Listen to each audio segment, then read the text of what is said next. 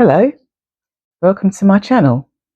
My name is Grace, and on this channel, I reflect and I talk about things like personal growth, slow living, small business, and life in general.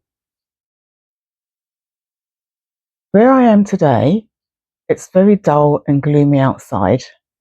It's just started raining, and from what I saw on the weather forecast, it's predicted not just rain, but thunder and lightning.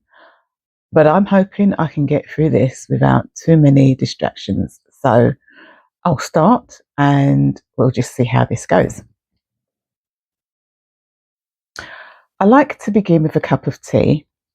It's become a little ritual of mine at the beginning of each recording. There's something grounding about that pause.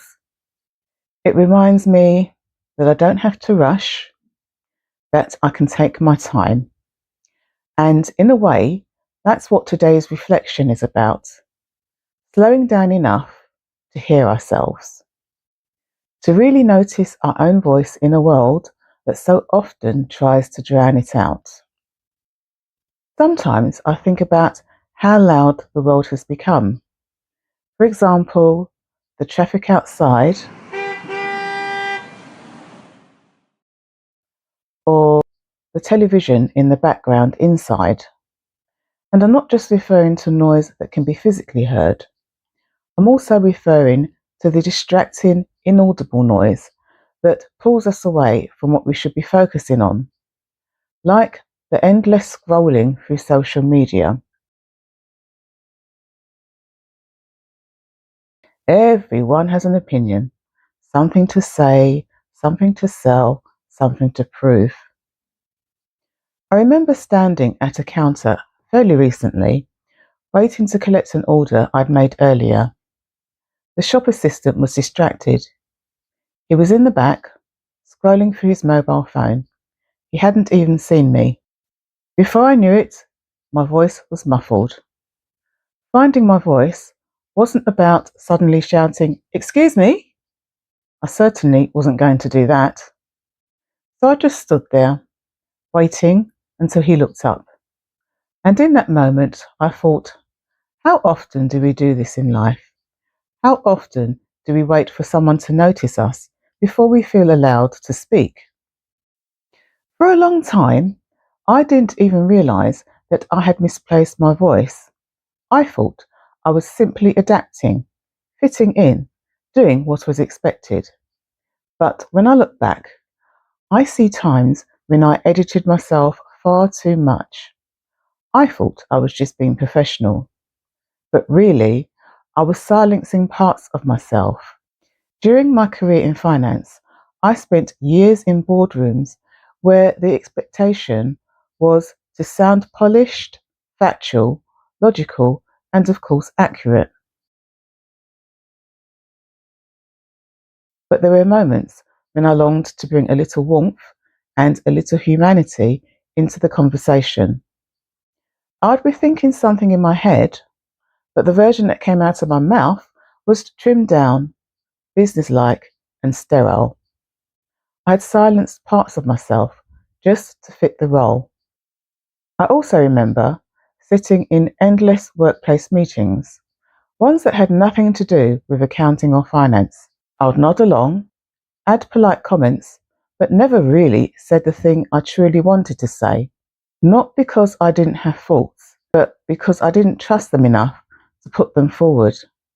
I'd watch other people speak with such certainty, even if what they said was nonsense, and I'd wonder, why can't I do that? Even with my handmade business, I still sometimes mute myself. I remember once writing a social media caption for a post. I wrote it, then deleted it, wrote it again, deleted it again.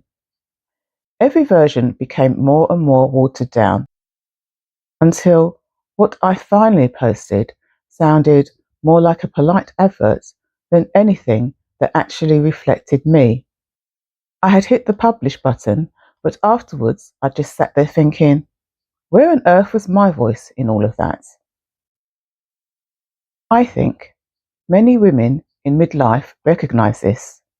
We've spent years filtering ourselves as mothers, as workers, as colleagues, as daughters, as friends, always considering how others might respond, not wanting to rock the boat or seem difficult, rather than asking, what do I actually want to say?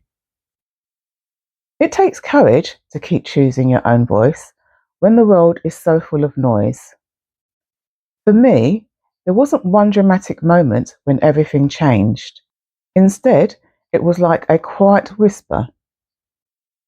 My YouTube channel has definitely helped me rediscover my voice. Something shifted when I pressed upload on my first video. To be honest, I didn't expect anyone to watch it, and in a way that was freeing because it wasn't about numbers or algorithms or even approval. It was simply about hearing myself, my voice, unfiltered, on my own terms. Claiming your voice doesn't have to be loud. It doesn't need to compete with the volume of the world. Sometimes it's simply choosing to speak in your own natural tone, even if it's quiet, even if it's imperfect. And I think that's the heart of it. Authenticity is far more powerful than volume. I once tried to record a video where I was determined to sound professional. I spoke in a polished, formal tone, as if I was narrating a corporate training manual. When I played it back, I just burst out laughing. I thought, who is this woman? Because she certainly doesn't sound like me at all. Moments like that remind me that finding your voice can be awkward and even funny. But honestly, I'd rather stumble over my own words than sound as if I'm borrowing someone else's. One of the unexpected gifts of midlife is the freedom that comes with it. I've noticed that I simply don't have the energy anymore to keep trying to please everyone. And what a relief that is. These days, I don't feel the need to audition for approval. That's the gift of this stage of life. I can write something, say something, or share something and think, this is me. Some people will like it, some won't, and that's okay. There's a richness in expression at this stage of life, a deeper perspective, and with that comes lightness, the freedom to laugh, to explore, to share without overthinking. Finding your voice doesn't always happen in grand, dramatic ways. Sometimes it's in the small moments, saying no, politely but firmly, when you know something isn't right for you. Speaking up in a group where you'd usually stay quiet. These moments matter. They shape us. They remind us that our voice isn't just the sound of what we say out loud, it's also how we live, how we choose, how we create. Our voice is shaped not just by big declarations, but by daily, ordinary acts of honesty. These days, my voice shows up in different ways. Sometimes it whispers onto the pages of a journal. Sometimes it hums quietly through a creative project.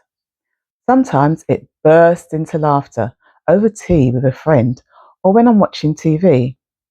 It doesn't always need to shout, but it always feels like mine.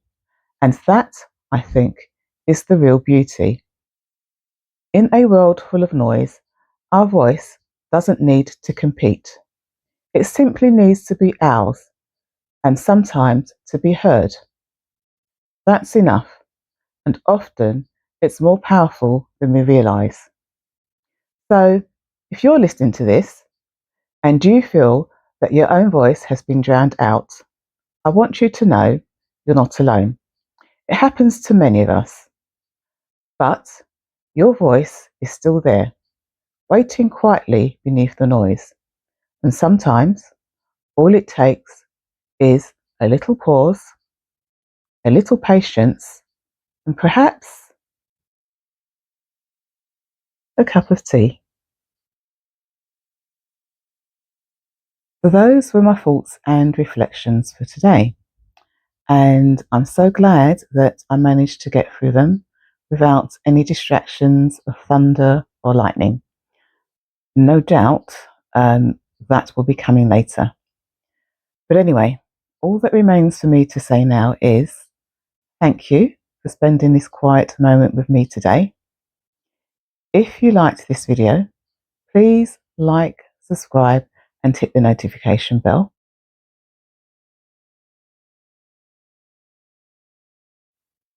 Bye for now, and I'll see you in the next video.